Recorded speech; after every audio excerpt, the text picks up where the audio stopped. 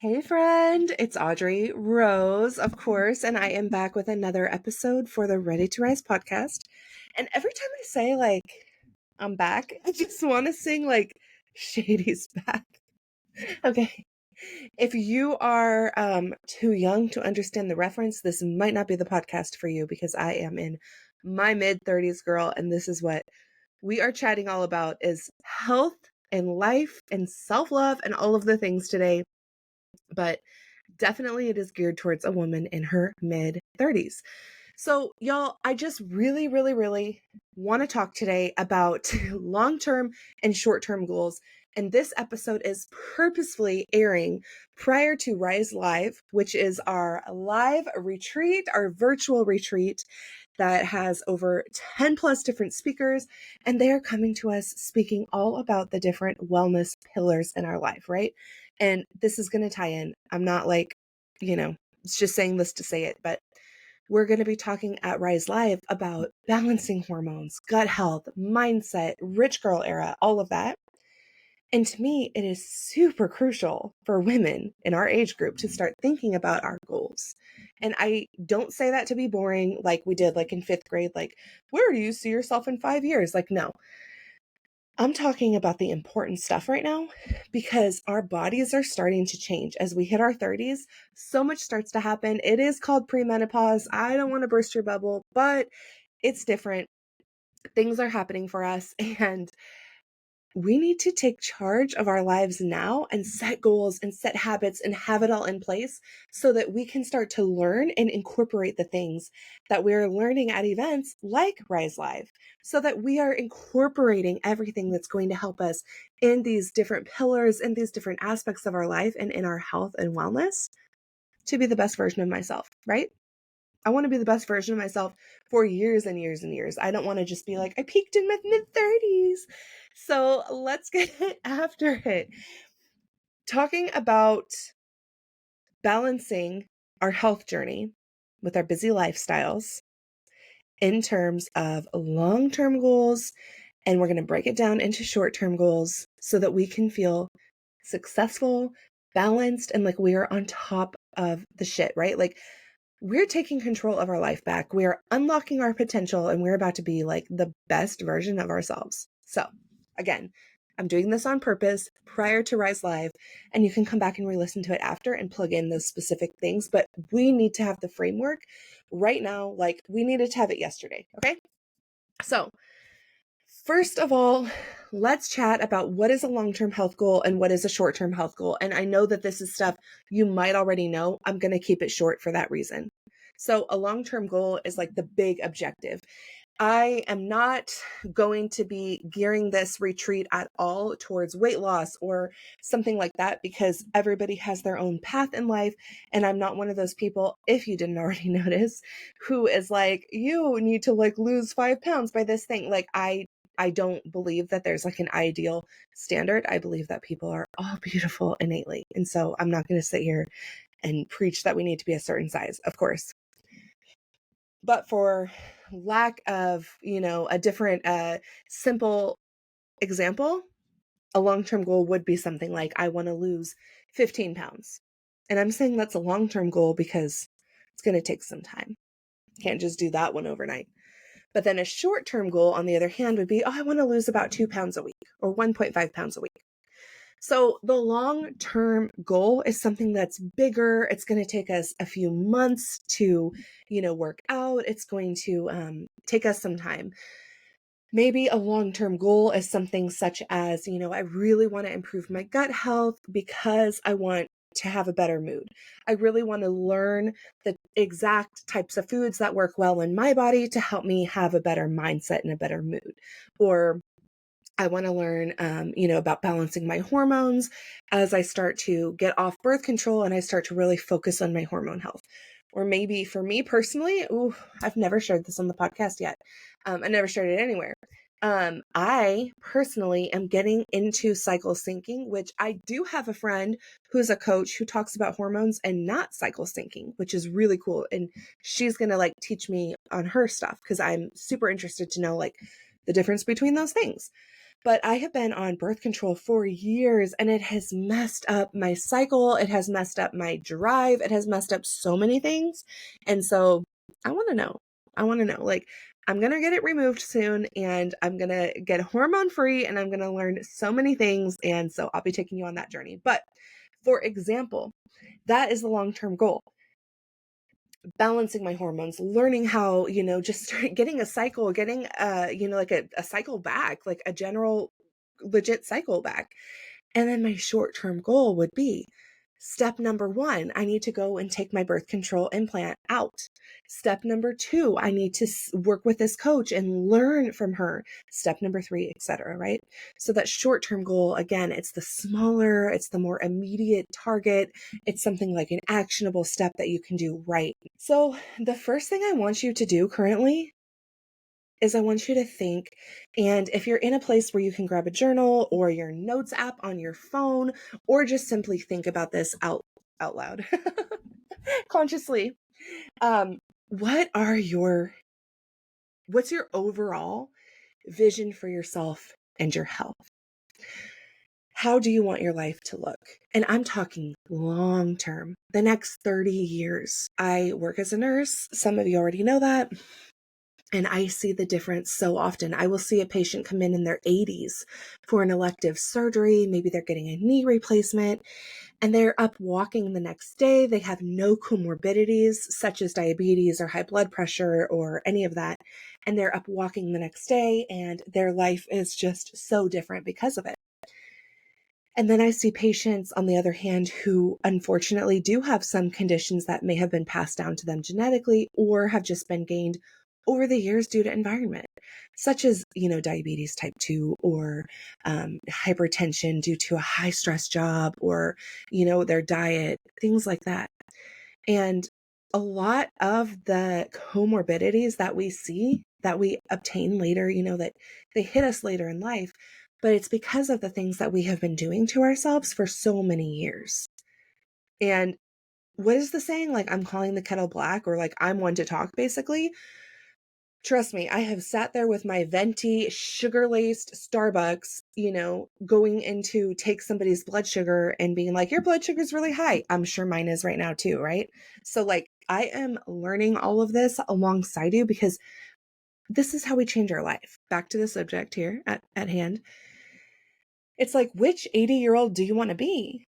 Do you want to be somebody who's still up and at 'em, who's, still like on the phone with her best friend at night, having a glass of wine, maybe going for a walk the next morning around the neighborhood or, doing that 3-mile walk with her good friend?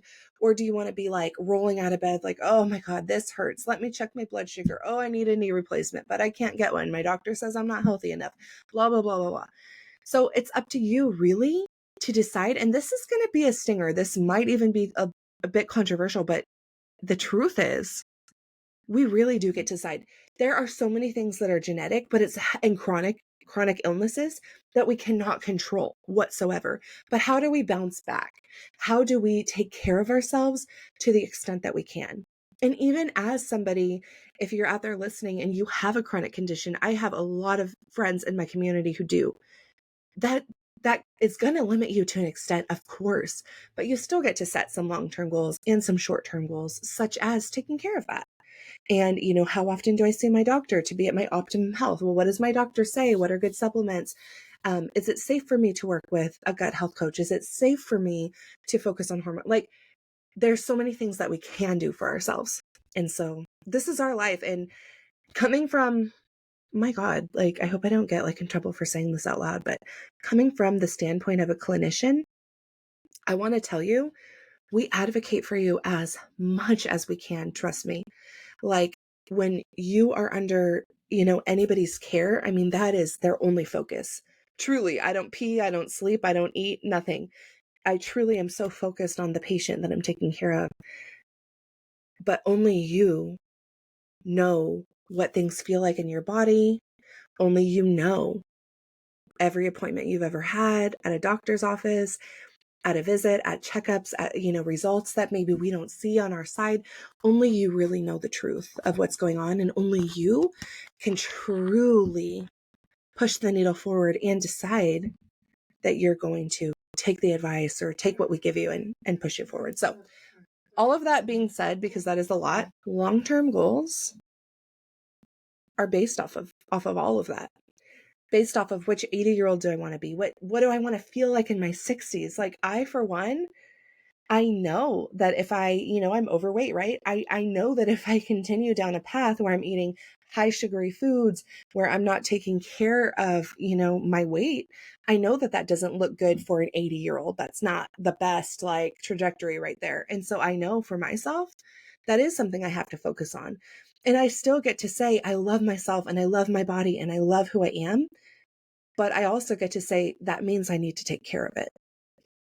So think about your long-term goals. What is the vision for your health? What do you want it to look like as you get older? What kind of person do you want to be? Do you still want to be up and moving and walking and have this lifestyle? Do you want to rest? Do you want to actually take a lot more time resting as you get older? Does that feel good to you? Because you've been, Michael Phelps your whole life, right? For this first half or whatever, right? Like what does it look like for you? And then thinking still long term, but a little bit more nearsighted is, what do you have for aspirations currently? Are you somebody who wants to run a full marathon? Are you somebody who within a year wants to have a consistently balanced diet? Are you somebody who a year from now has a goal that I will really know how to manage my stress pretty well a year from now?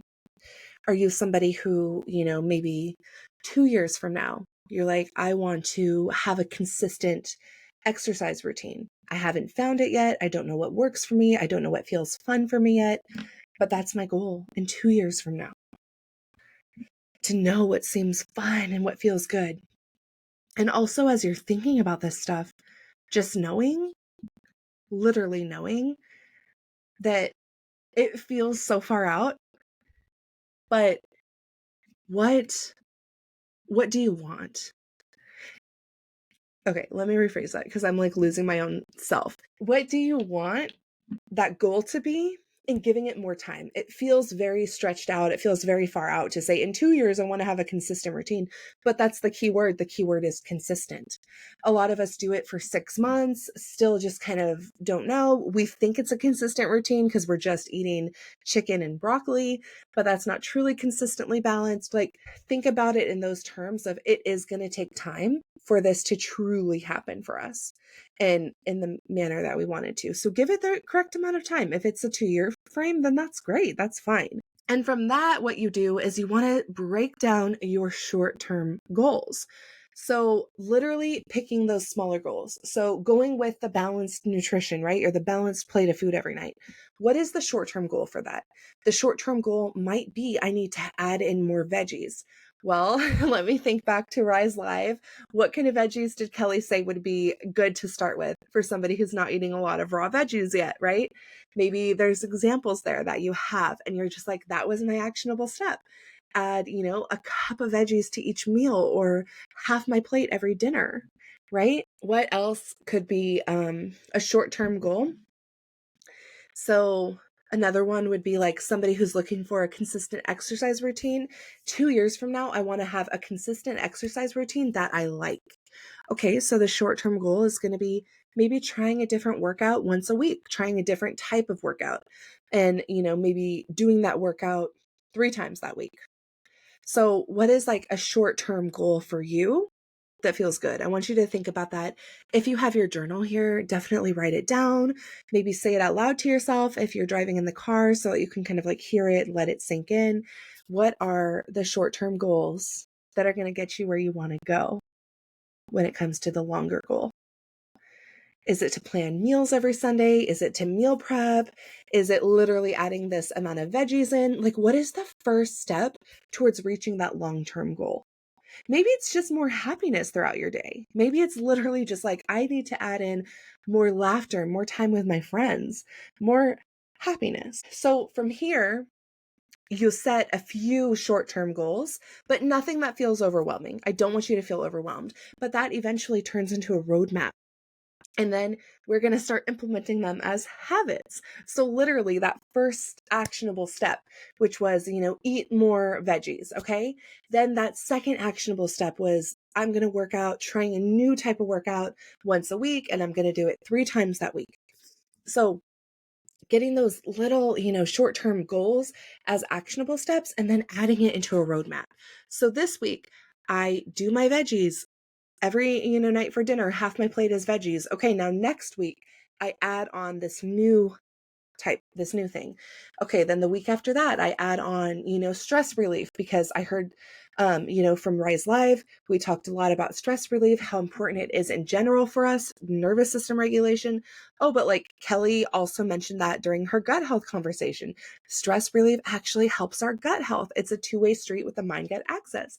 Okay, so there's that. Now I'm going to add that as my third step. And we develop literally picturing a roadmap where you have these different stops in the different towns, right? And then that becomes part of your overall journey. It's habit stacking, basically. You're going to have this habit that you started, and now you're going to introduce a new habit, and maybe they stack on top of each other to literally where it's like, okay, every dinner I have my veggies, and then right after I've eaten my veggies at dinner, I practice a stress relief thing, right? It's one habit literally piggybacking on the other habit. And I know I talk about this a lot, but celebrate these victories. Celebrate that you're doing this. Celebrate how far you're coming in the first place. Celebrate the fact that you tried 2 new workouts this month. Even if you're not hitting exact the goal that you think you would, the exact short-term goal that you thought you were going to hit, it's okay. What I need you to do is take a step back and then try to incorporate a different goal. Maybe we need to adjust it, right? But give yourself credit for what you did, because every time that you show up for yourself, that is instilling more and more confidence in you, because you know that you're showing up for you. And that's freaking huge. That's like the best thing you could ever do for yourself. If you feel like you're pressed for time, you don't have a lot of time, you're not sure how you're going to fit this in, I don't want you to squeeze in 1,000,001 things. What I want you to do is DM me on Instagram, talk about the goals you have and the time that you have, and we can figure out how it's going to work and how the best use of your time is going to look. Because if you're trying to fit too many things in there, you're going to go from 0 to 100 real fast, and it's not going to sink in. It's not going to work. It will burn out. So if you feel like you have a lack of time, we're going to prioritize what's the most important. We're going to schedule certain health activities into your schedule. And literally, we might be cutting out other things, or we might literally just be putting in other, condensing the time frames if we need to. And then I want to mention something. A lot of people do this as literally like a plan. And I have no like feelings either way. If you want to use this and make this like a legit plan where you actually write out like a business model or something, right? Where you actually write out like, this is my plan, and I'm going to do this day, and I'm going to do that day, and like literally track your progress and stuff. That's fine as long as you don't get burned out. That's my main thing with that, is like, do as much as you can to celebrate yourself. And if that's going to feel like a celebration, do it. If it's not, then don't. But like, I need you to celebrate every single short-term goal towards that long-term goal, no matter how small it feels. So I just want you to remember the key takeaways here, as simple as they might be, they are so freaking important. Long-term goals are what lead to the short-term goals. That's where we get our actionable steps that become our habits every single day. That's when we actually implement those habits, we stack habits, and that's how we make success towards actually accomplishing our long-term goal. It's a journey. Like I always say, it's not a destination, because it's not going to be like tomorrow that you have it all figured out. It's a journey. It's through trial and error. It's through trying different things and learning what makes you feel like your best freaking self. Be consistent as often as you can. I need you to show up for yourself. Dave Hollis said this, and it was one of the most impactful things that I've ever heard him say. And Dave Hollis, it's like so sad. But he said, literally, the quickest way to build confidence in yourself and to start feeling worthy about yourself is to show up for yourself. So as often as you're being consistent and putting in the work and showing up for yourself and showing yourself what's possible, you continue to start to build this, pride and feeling so proud of yourself. And that leads to the confidence that you can freaking do it. And then for the future, I can crush this. It just shows you all of that, right? It's building up. So anyways, thank you so much for tuning in today. I hope you found this, that it resonated with you. I hope you found it helpful. I hope that it was a beautiful episode and a good reminder for you to just break it down into the simple, actionable steps. Start doing those and don't lose sight of that long-term goal. And if that long-term goal switches, let it switch and let's remap it out.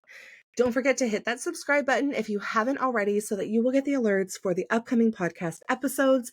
And please, please, please share this with a friend because there are so many women out there who need to hear these things, who need this podcast and who haven't found it yet. So literally copy that link, share it with a friend, tag me in your stories, whatever you need to do. I would freaking appreciate it so, so much. I love you. I'm proud of you.